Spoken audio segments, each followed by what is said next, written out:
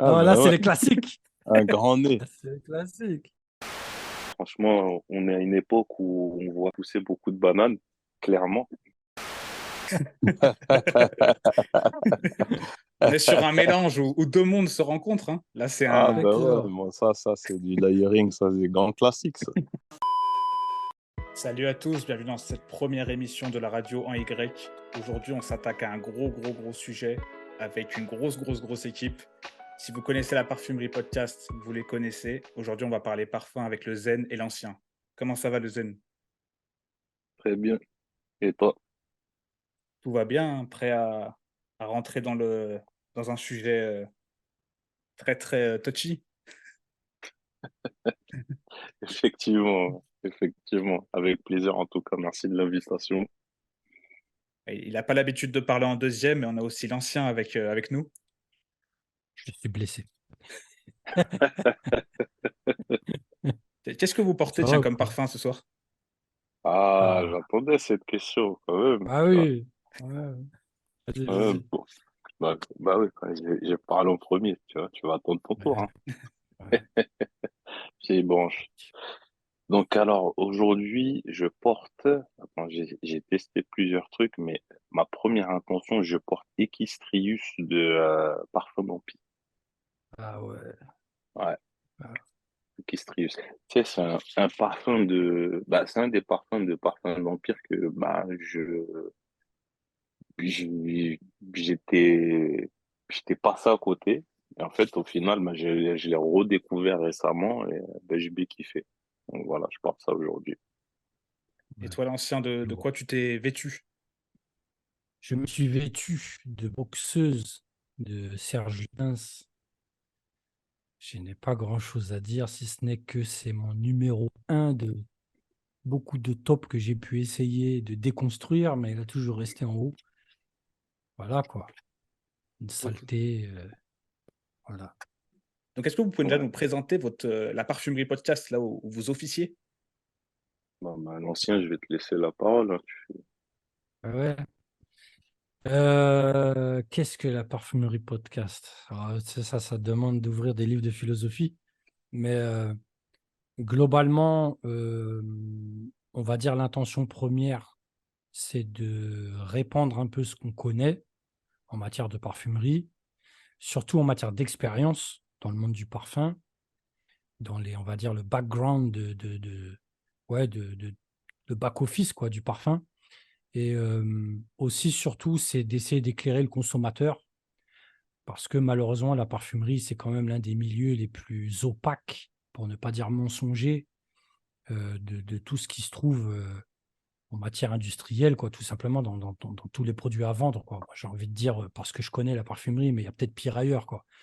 Euh, ça va pas plus loin, c'est-à-dire on est parti de bon, diverses intentions. Après, il y a une espèce d'entonnoir qui a fini par sortir la parfumerie podcast. C'est une conversation à deux d'abord, donc entre le Zen et moi, autour de divers sujets.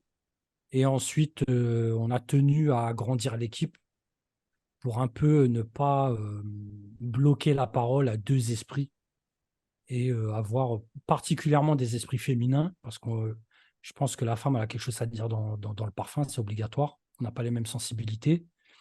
Et d'autres esprits, tout simplement, je veux dire, un art des choix insupportable d'ailleurs, je le salue d'ici. Euh, et puis d'autres, quoi, je veux dire, il y a pire que des arts des choix parce qu'il y a des Lyonnais. Ah, je suis Et lyonnais, t'es mal tombé, là. ouais, ouais, bah, je vais te l'envoyer, vous allez pouvoir vous insupporter ensemble, quoi, tu vois.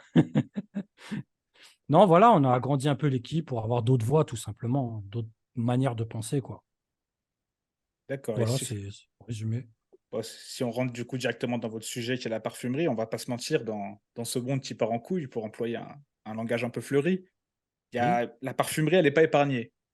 À ouais. différents niveaux. Donc, est-ce que vous pouvez nous faire un petit topo au niveau créativité, rapport qualité-prix, originalité? On en est où là aujourd'hui dans le monde du parfum? Vas-y, vas-y. Bon, bon, pour rester dans les plantes, bah là, franchement, on est à une époque où on voit fleurir, tu vois, on voit pousser beaucoup de bananes, clairement, tu vois. Ah ouais, clairement.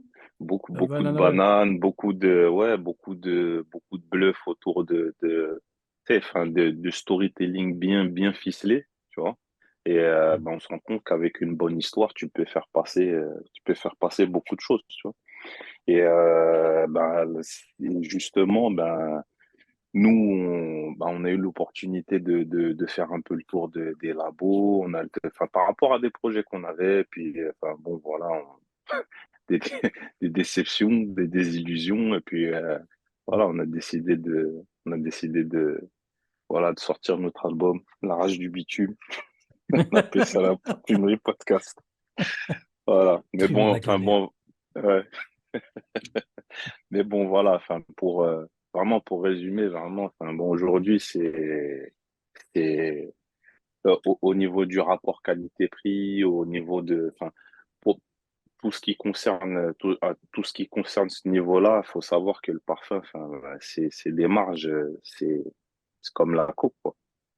Voilà. Ouais. Ah oui. Ouais.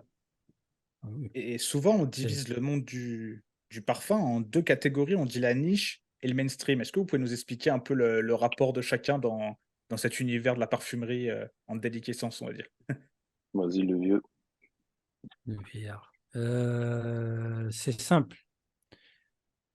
On va dire que avant, il y avait que des marques de parfum.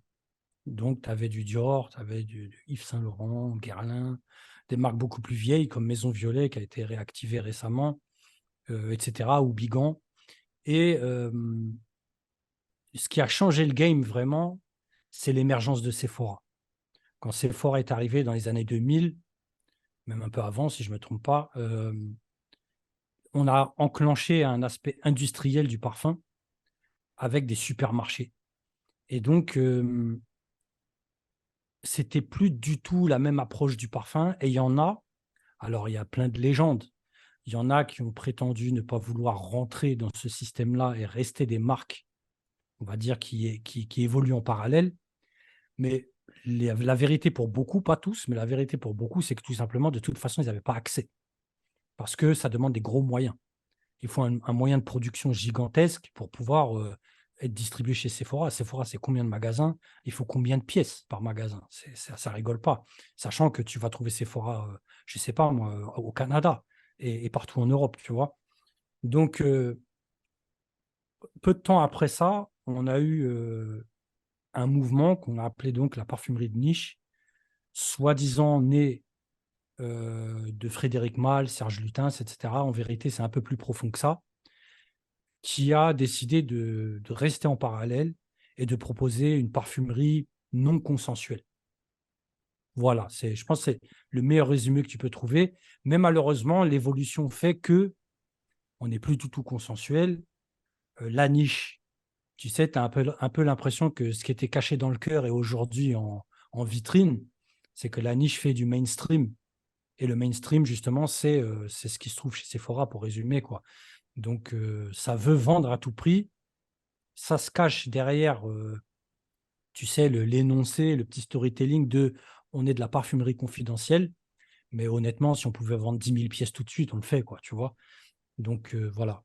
La différence, c'est un peu ça. Mais quand même, c'est vrai que malgré tout, on trouve quand même une différence de formulation avec des matières un peu plus mises en avant, des parfums un peu plus caractériels dans la niche et des trucs beaucoup plus consensuels, lissés. On fait très, très attention à ce que ça heurte personne. Ça, c'est le mainstream, quoi. Ouais. Après, t'as aussi, on peut faire une petite parenthèse, on peut parler aussi des privés, des collections, Oui. c'est toutes les fameuses collections privées qu'on va trouver plutôt enfin, aux Galeries Lafayette, au Bon Marché, au Printemps. Et, Ouais. justement, bah, ça, on va dire ça, c'est du super mainstream. Voilà. C'est Ouais. des parfums qui sont accessibles, plus accessibles que la niche au grand public. Il y a un peu plus de taf que dans le mainstream, on va dire. C'est moins consensuel, Ouais. mais après, c'est des prix qui sont prohibitifs, quoi. Ouais. Voilà, ça va démarrer à partir de 150 euros, puis après, ça peut monter jusqu'à, enfin, voilà, il y a des trucs à 1 000 euros. Mm. Donc voilà, quoi. Et là, on rentre dans le sentir cher. Ah ouais, exactement.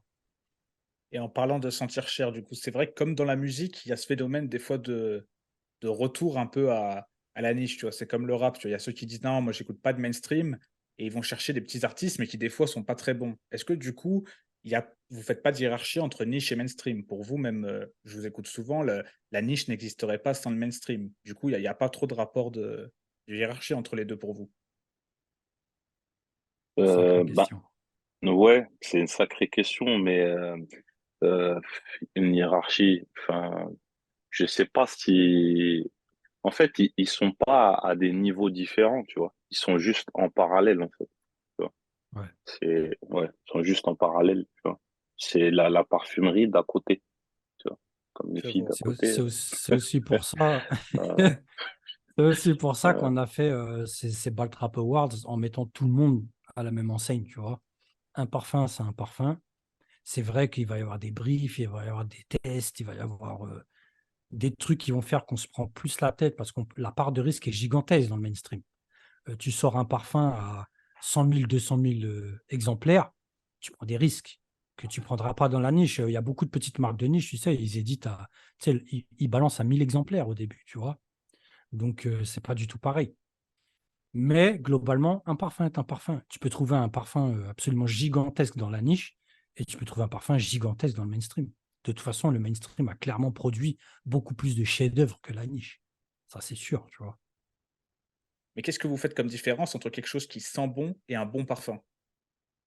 L'ancien, par exemple. Je vais te dire, ce genre de questions, nous, on botte toujours en touche. Je vais te dire pourquoi. Parce que d'abord, le parfum, c'est super subjectif. Donc, c'est vrai que nous, on a des avis qui sont très tranchés, mais là où on est obligé de ramener tout le monde à chaque fois à la base, c'est il y a un problème de culture. Le vrai problème de culture parfum, c'est que malgré qu'on est dans le pays du parfum, la France, officiellement, officieusement, c'est le pays du parfum, tu vois. Mais personne ne connaît le parfum. On n'y connaît rien. On nous a noyés avec des années de marketing. On nous fait croire que, tu vois, on nous vend de la merde à 150 balles. Le Zen, il parlait des collections privées, tu vois. Je veux dire, il y a des trucs qui sont pires que de la merde dans les collections privées, tu vois. Mais on joue que sur des biais cognitifs plutôt que sur de la qualité. Mais le seul moyen d'aller au-delà, c'est de se cultiver dans le parfum. Euh, pour ça, tu as deux axes. Tu n'en as pas 40. Le premier axe, c'est lire, parce qu'on le dit souvent, le problème de lecture, c'est un truc qui touche la génération actuelle, plus personne lit. On préfère regarder un tuto sur... j'ai pensé à des mecs là tout de suite, c'est pour ça que je suis en train de rigoler. Tu es obligé tu préfères aller regarder une petite vidéo le plus court possible, tu vois. Le mec, honnêtement, tu as ton téléphone, tu vois une vidéo de 3 minutes 50 et de 1 minute 25, tu vas cliquer sur la plus courte, tu vois. Donc, ils préfèrent faire confiance à le tout et le n'importe quoi qui va se trouver en vidéo plutôt qu'aller se cultiver et vraiment apprendre quelque chose. Il y a des excellents livres qui sont là, tu vois. Le deuxième axe, c'est évidemment de sentir. La première chose, on a fait un épisode avec Sarah Boisse, qui est vraiment pour moi un épisode qui est très important. L'éveil olfactif, c'est extrêmement important. Les gens n'ont pas conscience qu'il y a des odeurs qui composent ce monde, tu vois. Et je rigolais avec quelqu'un il n'y a pas longtemps en audio, où on disait, quand tu découvres qu'il y a des notes dans le parfum, je ne sais pas si tu te rends compte, il y a des gens qui sentent le parfum et ne savent pas que c'est composé de plusieurs molécules, tu vois ce que je veux dire? Ça sent bon. Donc ça, c'est un vrai problème. Et nous, c'est ce qu'on répète très souvent. Ce qui serait bien, c'est que les gens, d'abord, se mettent dans une bulle. Pendant 2, 3 mois, ils portent que des classiques. Quand je dis des classiques, c'est vraiment, je sais pas moi, aller acheter, par exemple, le livre 111 parfums qu'il faut sentir avant de mourir. Quand tu vas prendre les parfums qui sont dans ce livre, à part un jour, je vais crier, mais bref, tu vois, euh, tu vas vivre qu'avec ces parfums. En fait, tu vas t'accoutumer à la qualité. Tu vas savoir c'est quoi le grand parfum. C'est comme si le mec, on va taper un peu dans l'estomac, mais le mec, il a vécu en écoutant Jul, tu vois, mais un jour, tu lui dis, attends, tu sais, tu n'as pas connu, avant tout ça, il y avait BDP, Eric B. and Rakim, il y avait des gens qui faisaient du rap, en fait, tu vois. Bah, le mec, il va vivre qu'avec ça. Évidemment, c'est compliqué de parler, il y a des histoires de mix, de sonorité, tu vois, Mais globalement, c'est ça. Dans le parfum, tu vis avec du vol de nuit pendant une semaine, du Chalimard, du L'Heure Bleue, pour citer que des Guerlain, des grands classiques, tu vois. Après, je vais te poser un petit parfum de Marly ou une merdouille du genre, tu vois. En fait, ça va te sauter au nez. Ça va te sauter au nez. Mais pour ça, il faut s'habituer. Tu vois, il faut vraiment se mettre dans une bulle. Donc, euh, il y a des parfums qui ne sont pas du tout de qualité, qui existent, qui sont vendus. Mais le problème, c'est que pour s'en rendre compte, il faut essayer de remonter aux racines. Ce n'est pas une obligation, mais c'est une facilité. Tu vois?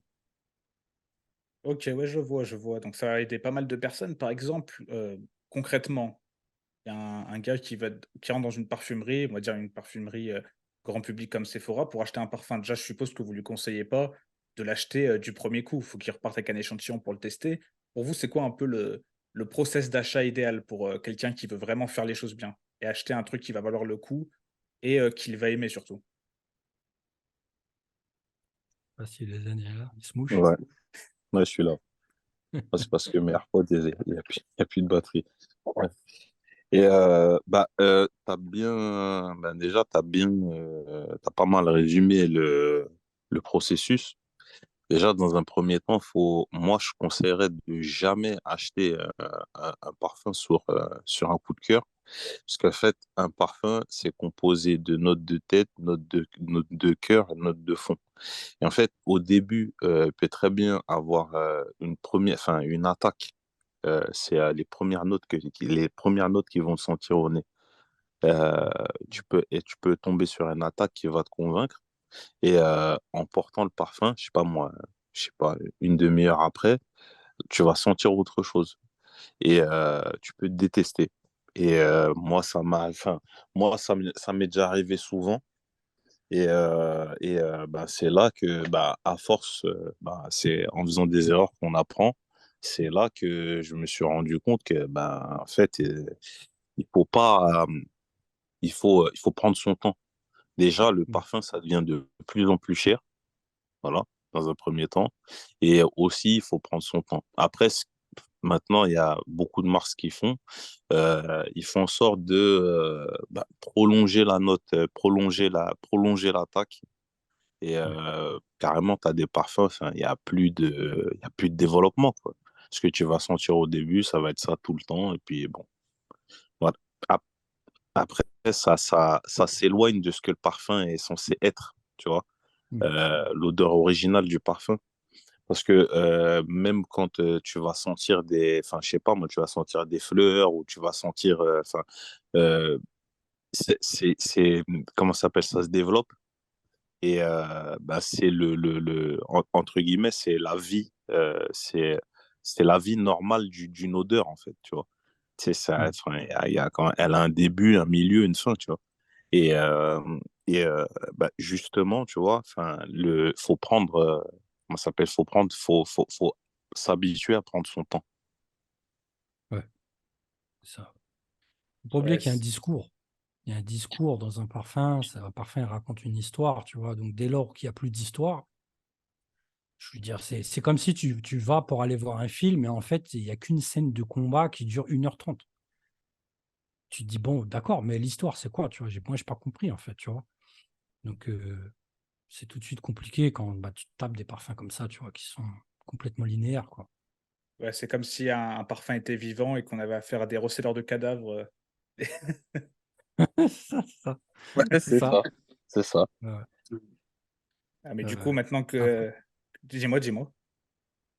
Non, je dis après, oui, au niveau du process d'achat, déjà, il y a ça, la patience, c'est extrêmement important. Extrêmement important. Toujours essayer de se barrer avec un échantillon au possible, quoi, tu vois. C'est pas toujours facile, mais voilà. Si au moins on peut déjà mettre un coup de spray sur son poignet, on va au moins partir avec l'évolution. Et puis voir ce que ça donne. Comme il dit le Zen, déjà 30 minutes plus tard, au moins tu sauras, tu vois. Euh, il y a aussi énormément de pièges, quoi. C'est-à-dire tous les pièges, tous les biais cognitifs qui sont utilisés, le bombardement marketing. Aujourd'hui, quand tu viens sentir un parfum, généralement, bien sûr, tu as déjà une idée en tête, en fait. Tu vois, tu as déjà toutes les images qui t'ont bombardé la tête. Et quand tu arrives, ben, tu sens les images, tu vois. Ouais, t'es conditionné à aimer, en fait. Exactement, exactement. C'est ça. L'ouverture du parfum, souvent, c'est des calculs minutieux. Carrément, pour être franc, il y a énormément de data derrière ça.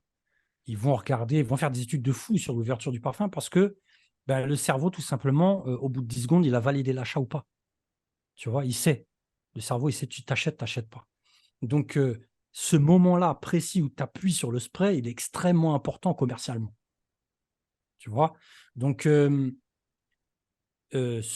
va dire, se soumettre à ces 10 secondes-là, bah, tout de suite, tu t'es piégé tout seul, en fait. Si tu arrives déjà déter en te disant non, je vais laisser passer, juste pour faire chier certaines personnes qui ont fait des études, qui se sont dit pendant 10 secondes, je vais l'hameçonner, tu vois, déjà, ça fait un peu plaisir. Et puis, il va se dire, tu sais, un parfum, ça ne dure pas 10 secondes. Je veux dire, quand tu portes ton parfum, c'est toute la journée, tu vois. Alors, à moins qu'évidemment, tu as parlé de sauvage tout à l'heure, tu as parlé de parfums comme ça qui n'ont pratiquement aucune évolution, tu vois. Euh, ok, tu vois, j'ai envie de te dire, de toute façon, 10 secondes de sauvage ou 4h30, tu vois, il n'y a pas beaucoup de différence dans le discours du parfum, tu vois, mais c'est quand même très, très trompeur. D'abord, il faut savoir une chose, il parlait des notes de tête, tu vois, généralement, c'est quoi? C'est des agrumes, des aldéhydes, c'est des molécules qui s'en vont très, très vite. Donc, c'est ce qui apparaît en premier, et ce qui apparaît en premier, bah, disparaît en premier, en fait. Donc, tu vas tout de suite passer à autre chose. Et donc, mieux vaut attendre, quoi, tu vois, parce que ce qu'il y a derrière, c'est pas ce que tu as senti en premier, quoi. Ouais. Mais ça peut, vice-versa, de la même manière que tu peux ne pas aimer une attaque, en laissant évoluer un parfum, ben, au final, tu peux te retrouver à kiffer. Ah oui. Donc, vraiment, faut laisser sa chance au parfum, en fait. Ouais. Je vois, et quand vous parlez des 10 secondes, ça me fait penser au chroniqueur Sal qui fait des chroniques sur le rap français, qui Ouais, disait ouais, ouais. comment tu connais? Ouais, bah oui, le chroniqueur sale. Je vois qui c'est. Les auditeurs de ce rap de merde. Arrêtez de jouer les gangsters, ça fait pas plaisir à vos mamans. Voilà. Ceux qui connaissent reconnaîtront. Il parlait de comment, TikTok a recalibré le rap justement avec, le fait que TikTok, bah, c'est des petites vidéos très courtes, et comment certains rappeurs calibrent leur son pour qu'il y ait 10 secondes super entraînantes, et ça m'a fait rire quand il disait qu'on est passé de l'album au single, et bientôt, bah, ça sera une syllabe. Il a dit: «Tu vas dire Ouais, qui ouais. va dire la meilleure syllabe, et c'est lui qui va Si, buzzer et si. faire les tendances le mois d'après». Si, les prémices de ça, tu sais ce que c'est? C'est l'iPod. L'iPod a réduit parce que les gens commencent à faire des playlists de malades et en fait, ils ont commencé à ne garder que des refrains, à des bouts de morceaux, tu vois? Et c'est comme ça que ça a commencé, en fait. Et puis en vidéo, évidemment, c'est 10 fois pire, quoi, tu Je pense qu'on peut passer à une deuxième partie, une petite partie jeu, si ça vous dit? vois? Vas-y, joue. Vas-y. Jouons? Et ben, on envoie ça tout de suite. Donc je le disais, maintenant, avant de passer à la tier list qui va être la partie finale, on va faire une petite partie avec, le zen et l'ancien, petite partie quiz, un peu ludique. Mm. Donc vous avez déjà entendu parler, je parle aux auditeurs parce que vous oui, du layering. Est-ce que vous pourrez, l'ancien, est-ce que tu peux nous rappeler ce que c'est le principe du layering? Ah, que dire sur le layering? Il y a une partie, culturelle et il y a une partie tendance. Donc, tu as, comment ça s'appelle? La partie culturelle, c'est globalement le Moyen-Orient, l'Asie, prenaient des matières et les superposaient. Donc, tu pouvais trouver quelqu'un qui se mettait un concentré, une huile de oud, et par-dessus, il allait utiliser par exemple de la rose ou autre. Et donc, c'était ça du layering, tu vois. Mais quand tu réfléchis, c'était plus les prémices du parfum, entre guillemets, Ouais. qu'autre chose. Et puis aujourd'hui, bah, en matière de layering, il y a des gens qui mélangent des parfums, tu vois, ce qui est beaucoup plus risqué parce que bah, dans les parfums, il y a plein de molécules qui ne sont pas forcément censées aller ensemble. Moi, moi, tu sais, moi, je dis toujours, c'est comme si tu regardes deux films en même temps, tu vois. Pour moi, c'est ça, quoi. Mais après, effectivement, vraiment, il y a des choses qui vont ensemble. Je veux dire, Bien sûr. c'est pas catégorique, quoi, tu vois. Et Mm. donc j'ai votre avis à vous demander sur un petit layering. Vous allez me dire si vous entendez l'extrait ou J'ai peur. suis dans la Clio, j'écris mon texte dans le quartier. L'odeur de la bœuf mélangée au parfum quartier. Donc on est sur. Est-ce que vous... on est sur un mélange où deux mondes se rencontrent. Hein. Là, c'est Ah, un. bah ouais, moi, ça, c'est du layering, ça, c'est grand classique, ça. C'est la Ok. ligne du quartier, ça. C'est aussi culturel, Ouais. plus que tendance. Alors, on valide ou pas le layering de Joule? Ah, écoute, perso, Bah, je préfère quartier. bon, mais après, ce layering-là, bon, je valide parce que je viens du 93, tu vois. Bon, j'ai grandi Ah dans les bon, années 80, j'ai grandi dans les années 90, tu vois. Déclaration, mélopollen, tu vois, dans une après-midi dansante, tu vois, tu vois. tu es Ça de l'autre rappelle côté tout du de suite. périph'? Oui, exactement. Donc, une deuxième petite question. On a un célèbre parfumeur qui nous parlait, qui a l'air d'avoir le nez très fin. Je vous propose qu'on l'écoute durant 20 secondes et vous me dites si cette personne, au vu de sa capacité a priori à bien sentir les odeurs, aurait pu être parfumeur. Avec un père de famille, 3 ou 4 épouses et une vingtaine de gosses, et qui gagne 50 000 francs de prestations sociales sans naturellement travailler. Si vous ajoutez à cela le bruit Et et le- l'odeur, eh bien, le travailleur français sur le palier devient fou. Donc, on est sur Ah, un nez Ah, hein, qui. ah, non, là, bah c'est ouais, les classiques. un grand nez, C'est les classiques. Ah ouais, un Alors, grand nez, Jacques incroyable. Chirac. qu'est-ce qu'on Comme en dit pense, Jacques Medjack? Chichi, dans chaque appart, ça sent la bouffe, une vie de ouf. Comme Bah disait ouais. Passy. Bon, du coup, est-ce Incroyable. qu'on le valide en tant que parfumeur et à la tête de quelle maison il aurait pu être, le bon vieux Jacques? Vu sa Un Guerlain, capacité. Oh, un Guerlain. ouais. Ah, plutôt Guerlain. Guerlain-Est. Guerlain-Est. Voilà, Voilà. Le Bon, mur mais de Guerlain. ouais, c'est ça. on évite de le mettre sur une parfumerie orientale, du coup, si j'ai compris. Ouais, non, plus, pas Oriental, trop, ça va non. être compliqué. Ouais, c'est plutôt plus vers la Suède que vers le sud. Ouais. Et donc, pour finir ce petit quiz, on a une question d'un viewer qui nous dit: on dit que l'argent n'a pas d'odeur, pourtant Parfum de Marly m'a vendu une odeur à 350 €. Qu'est-ce qu'on peut lui répondre? Ça fait cher la Ah, banane. ça fait cher la douille. Ouais, c'est bon, écoute, 350 euros. Bah non, on peut pas dire que l'argent a de l'odeur vu qu'il a plus d'argent déjà, tu vois. Mais par contre, c'est bel et bien parti en fumée. Voilà, on peut le dire. Ouais. C'est dur. Hein. Ouais, c'est dur. Voilà, Après, donc qu'est-ce que je t'ai dit? on l'embrasse et on lui souhaite d'écouter la Parfumerie Podcast pour éviter ce genre d'achat. Ouais, ouais, de se cultiver, c'est tout, hein, tu vois. De se cultiver, hein. C'est vite fait. Juste tu te cultives dans le mainstream, juste le mainstream. Tu vas sentir des classiques, des boss, des petites vieilleries comme ça. Tu vas comprendre tout de suite ce qui se passe chez Parfum de Marie. Ça va pas être compliqué, que de la récup. Ouais, Tu bah, vois. ça va sentir un flower bomb, tu vois, original de l'époque de Victor Rolf, tu vois. Et, Ouais. bah, ça peut t'éviter de mettre, je sais pas combien dans un Hérode, par exemple, de parfum de Ouais, Marly, tu exactement. vois. Ouais. Bon, bah, maintenant Exactement. qu'on parle de marques, est-ce qu'on passerait pas à une petite tier list où on va classer quelques marques?